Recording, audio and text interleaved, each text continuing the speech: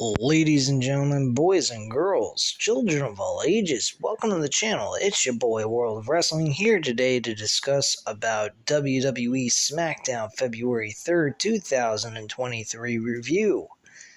This was an excellent show with some flaws, of course. It's not a perfect show, but it was a very entertaining 2 hours of WWE programming.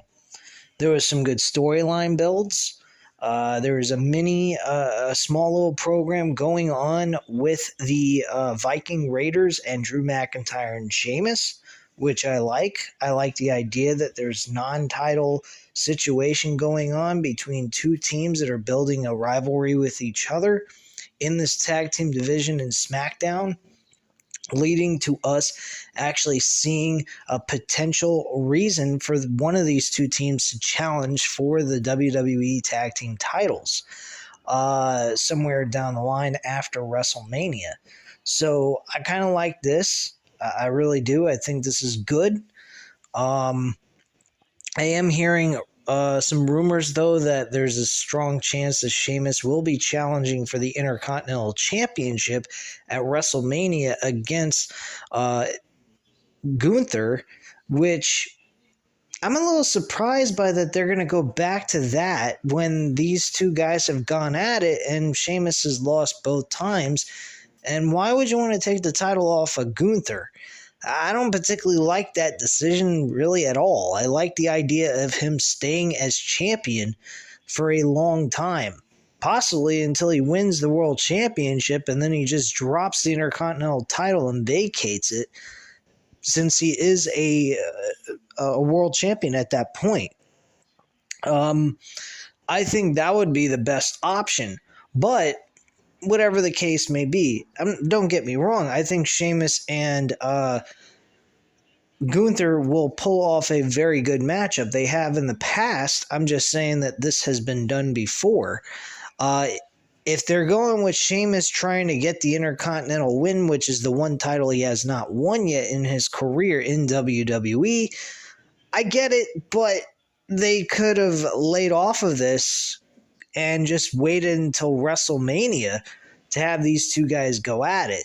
With him suffering 2 losses already, I don't understand why they would run this back one more time for a third time just to have these two guys go at it and Sheamus gets the Intercontinental Championship at WrestleMania.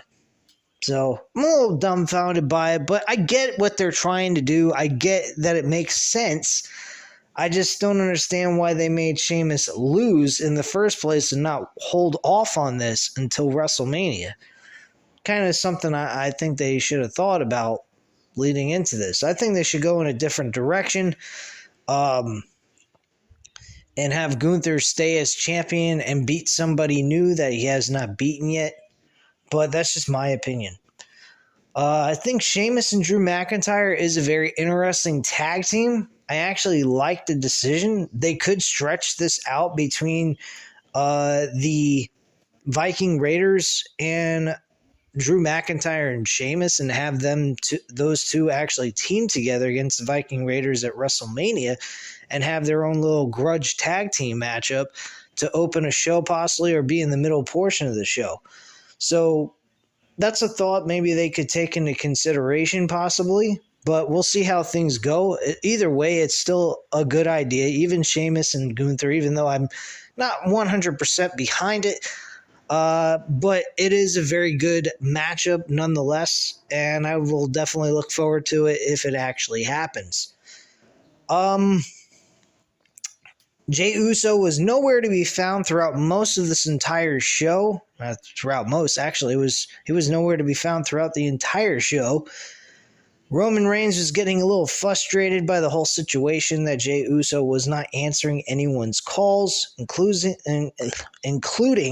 the wise man Paul Heyman, and he was just getting frustrated. But later on in the show, he did apologize for his reaction to the fact that nobody's been able to reach Jey Uso. He's just frustrated and feels very stressed out from all of this. He wants Jey Uso to be there so they can defend the tag team titles against the winners of the tournament that happened here tonight, which was actually, I believe, the opening matchup of the show. It was Braun Strowman and Ricochet up against the members of Imperium, which was actually a great matchup. I enjoyed this tag team match. It was very good.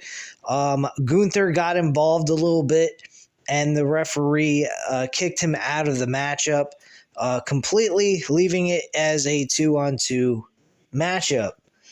Eventually, this led to Ricochet finishing the match off from jumping off the shoulders of Braun Strowman and getting the victory. I enjoyed this matchup. This was a very entertaining matchup and a lot of fun to watch. The other tag team matchup that took place on the show was actually the Viking Raiders against Ridge Holland and Pete Dunne. This was another good matchup, but the Viking Raiders picked up the victory. And then later on, after the match was over, Drew McIntyre and Sheamus attacked the Viking Raiders. So that was pretty much what took place there. What else happened? Charlotte Flair defended her Intercontinental Championship against Sonya Deville. This was actually an okay match too. I did not mind this match not one single bit, despite the fact I can't stand Charlotte Flair worth a damn. But nonetheless, it was a good matchup, and I have to give her a little credit. She is good at what she does in certain aspects when she actually tries. Most of the time, she don't try at all, and she's just sloppy in the ring and don't give a fuck. In this matchup, she seemed like she pretty much cared about what she was doing. And I got a gut feeling we're going to get a very good match between Charlotte Flair and Rhea Ripley. I think we are going to be very pleased with this matchup. The last time they fought in 2020, they actually did a really good job. It's just the end result was terrible. I did not like how that match ended. And having Charlotte Flair win the NXT Women's Championship, I thought that was a bonehead move by Vince McMahon, but hey, what can we say? Vince McMahon makes terrible booking decisions on purpose just to piss us all off. That's why he needs to stay lost, besides the fact he's a low-life piece of shit. We actually had a fatal four-way match. We had Shayna Baszler, Natalya, Zelina Vega, and I'm trying to remember who the other person was. It was actually Shotzi Blackheart who was involved. She was the fourth member of this Fatal 4-Way Women's qualifying matchup for the Elimination Chamber.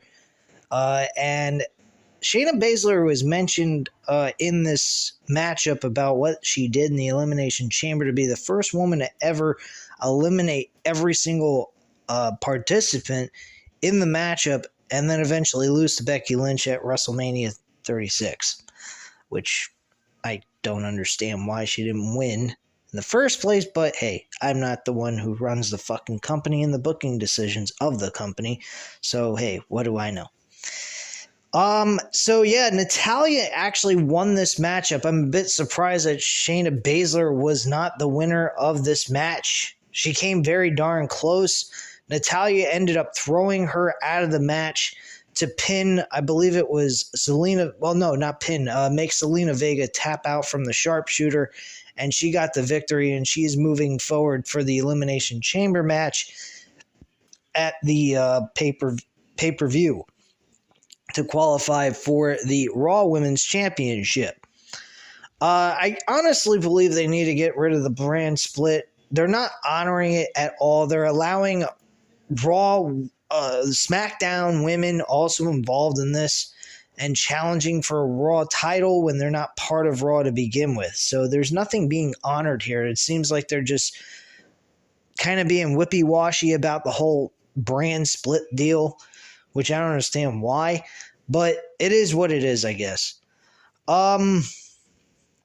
Bray Wyatt was on the show today with just a small appearance, and this Uncle Howdy character seems to be controlling or possessing Bray Wyatt as a person. Um, here's why I came up with that theory. When you see the footage of Bray Wyatt during this segment, he's actually sitting in a rocking chair watching the actual uh, event happen from the Royal Rumble, and basically kind of being brainwashed by watching this footage. And it's like this character, Uncle Howdy's got complete mind control over Bray Wyatt, which is kind of an interesting concept. I don't believe he has done anything like this in his previous characters. Outside of the Bray Wyatt character where he's the cult leader, controlling his own members of his team and telling them what to do. That's about the only thing. This time around, it seems like the complete opposite, where he's being controlled by another, I guess you could say, deity or a spiritual character that everyone could really see. But hey, I mean, it is what it is. And you see Uncle Howdy's face panned at the camera to end this whole entire segment. So it seems a little odd. I don't know who's playing Uncle Howdy. I believe it might be his brother, Bo Dallas. But whatever it may be is what it is. Then one other segment that took place on this show, which I thought was kind of cheesy, was Rey Mysterio and Dominic car racing each other on a speedway racetrack. This was to advertise the Clash at the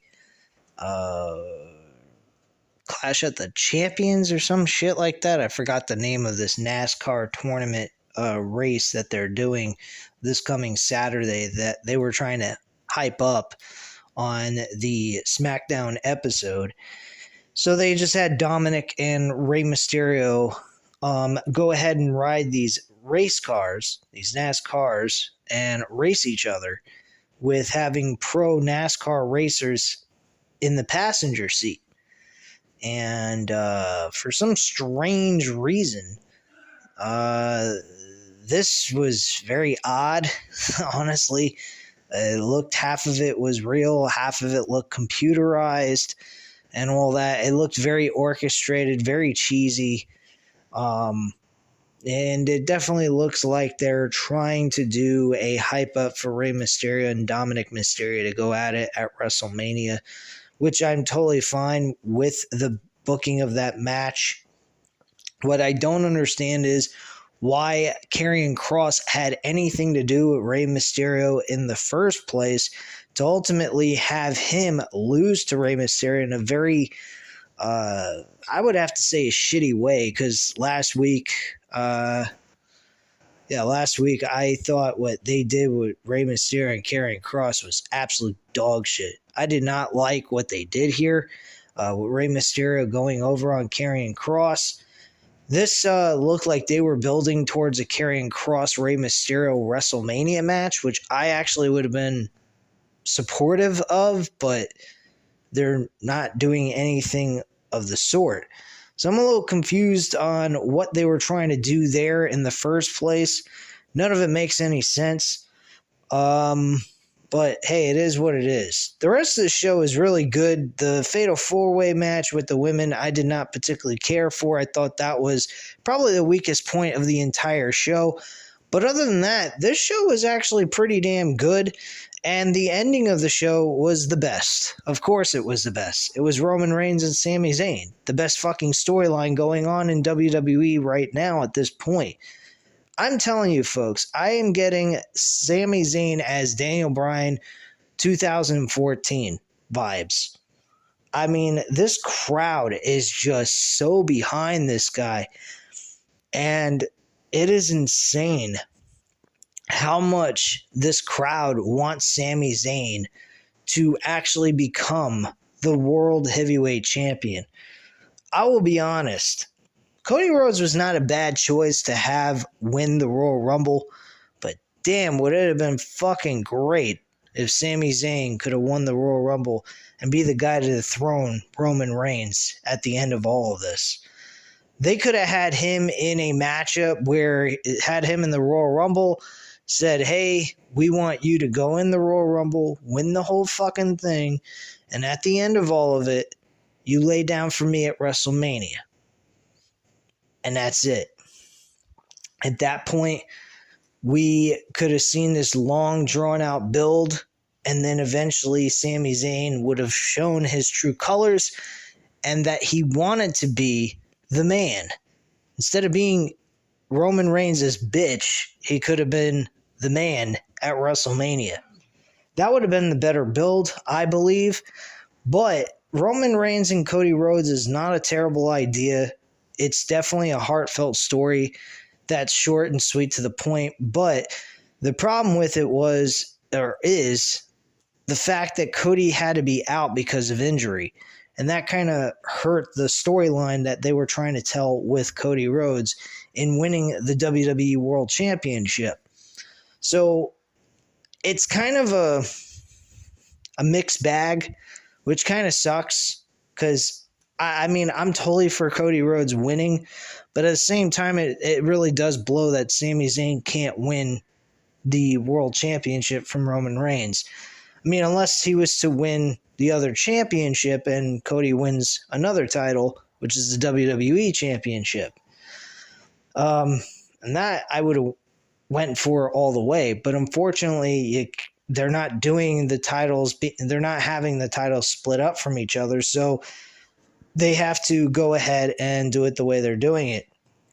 So Sami Zayn was talked about in this promo with Roman Reigns. Roman Reigns apologized to his cousins, to Solo Sikoa and Jimmy Uso, for the way he acted earlier in the show, and that he was going to go handle some business and that they could go and have some catering that Paul Heyman was so kind to get them for their hard work in trying to get a hold of Jey Uso throughout the show.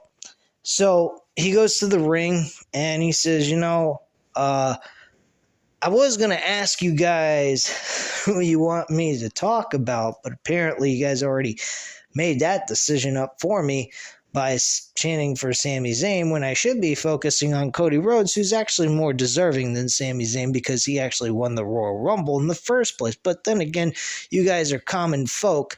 You don't really think the bigger picture. So he starts talking about Sami Zayn and he says, you know what's funny about Sami Zayn? He goes ahead, he comes into my family. I give him everything he could possibly want. And you think that, like, if I was running my own business, it's like running your own restaurant. You have the waitress, the hostess, the waiters, the cooks, and all that. You'd think they'd go ahead and they'd say, what can we do for you? Instead, they're always wanting more. They always want something for themselves. That's all they care about. And he says, that's kind of like what you fans are. You always want me to do stuff for you, but do you ever give back? There is some truth there about society that he's speaking about. Society always wants things. They always want something, and if they get it, they want more. And they're never satisfied. And that's kind of what people are. They're very unsatisfied people. They're never it's never good enough. They always want more. And it is very true to life, man. I mean, that's why most people do not get along, and that's why society is the way it is today. But getting off of that subject, because that's totally depressing, and who the fuck needs depression? We got enough of it by watching the news and associating ourselves out in the world. So there you go. I'm more of a recluse kind of guy. I don't really like going out and dealing with people. I'm really personally surprised I'm putting myself out there dealing with some of the people I deal with, because honestly, I'm just a fucking loner. But you got to break out of your shell and you got to go ahead and do things and live life and not live in fear. and just get the few people that you know that you trust, and that's pretty much all you need in life. So, just a little words of the wise. Anyway, getting back to the point. Roman Reigns goes on to continue talking about how he. I'm trying to think here. What the fuck I was going to say. So Roman Reigns is basically talking about that, and then all of a sudden, Sami Zayn comes out of nowhere with a hoodie and everything on, and he starts beating the shit out of Roman Reigns. Eventually, Roman Reigns gets the advantage, or no, he doesn't get the advantage. Yeah, he does get the advantage, and then Paul Heyman gets a chair for Roman Reigns. Roman Reigns turns around to swing the chair at him, and Sami Zayn spears him with a beautiful spear. It looked exactly like how Roman would spear his opponent. Very nice. He was super pissed.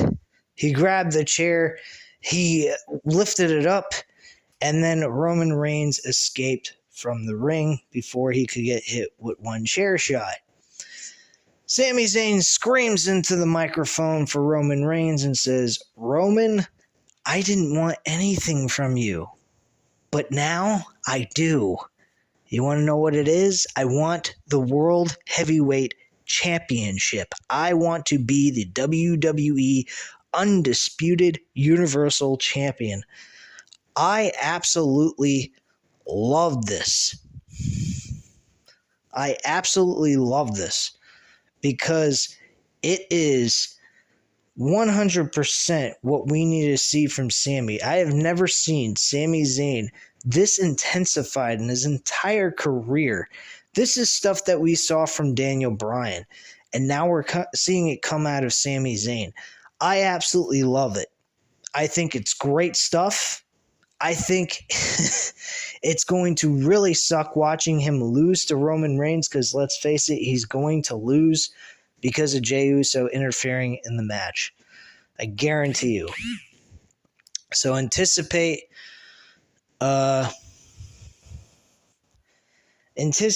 some really insane shit coming out of this Elimination Chamber pay-per-view. After that, Jimmy Uso super kicked him in the face. Solo Sikoa hit him with the Samoan spike to the throat. They put him in the corner. They put the chair over his head or around his neck to do some really drastic damage to him. And Roman stops Solo Sikoa from doing anything to him. He gets the chair, removes the chair from Sammy's head, and he looks at him, grabs him by the hair, and he says, "These fans are chanting for Jey Uso, who is not here tonight. And you want to know why? It's on account of you. You've broken up my family. Now, you want my world championship. I want something from you. I want your whole family and your hometown to watch and witness me destroy you and annihilate you right in front of your family, your kids, your wife, your friends, everybody. I'm going to annihilate you at the Elimination Chamber." That was fucking unbelievable. Just talking about it right now, I'm getting fucking goosebumps and chills down my spine. I have not had these kinds of reactions towards pro wrestling like I have with this storyline in the last couple of weeks. This has been excellent television. Excellent stuff. I am full-blown interested in seeing how this match goes. To me, this is my WrestleMania match. I don't give a fuck about Cody Rhodes and Roman Reigns, even though, yes, Cody and Roman Reigns is going to be a great matchup. I don't believe it's going to be garbage. But at the end of the day, the best storyline, the best thing going into WrestleMania is this match. As sad as I'm to say this, I got to give Sami Zayn his due, man. He has done great stuff. Roman Reigns and the Bloodline. And Roman, how he's interacted with Sami Zayn, especially with tonight, holy fuck is this good. And damn, I wish they could possibly do something where Sami Zayn could dethrone Roman Reigns before WrestleMania, but that's not the proper way of doing it. If you're going to dethrone Roman Reigns, you do it at WrestleMania, the last end-all, be-all, big-all pay-per-view of the season. And that's the way I look at it. So Cody Rhodes is the guy that will dethrone Roman Reigns, and it will be a sad thing to watch Sami Zayn lose, but we can all look at it in this kind of aspect. Think about it as Bret Hart and Stone Cold Steve Austin at WrestleMania 13 in the submission match. Yeah, Bret Hart may have won the matchup, but we all remember Steve Austin as the technical winner of that match because people remember it as Steve Austin being the guy, the best of this whole entire situation because he looked great in defeat. And I believe that's what we're going to witness here at the Elimination Chamber. Roman Reigns may win, but Sami Zayn's going to look great in defeat. And maybe down the line this year, we may see Sami Zayn become a World Heavyweight Champion. Who the fuck knows? Maybe we'll see Sami Zayn become World Champion at SummerSlam, possibly, and beat Cody Rhodes for the championship, which would make a lot of sense. Just think about it. But I'll digress from that point. We'll see how things go in the future this year and see where things go at that point. But Sami Zayn, he's looking pretty damn good in my book, and I'm looking forward to this matchup, and I can't wait to see how things go down. Anyway, guys, at this time, you know what to do. Hit the like button if you like the video. Hit the subscribe button if you're not already subscribed to the channel, and leave a comment down below. I'll definitely get back to you on that. I thank you guys very much for watching, and have a great night, guys. Bye.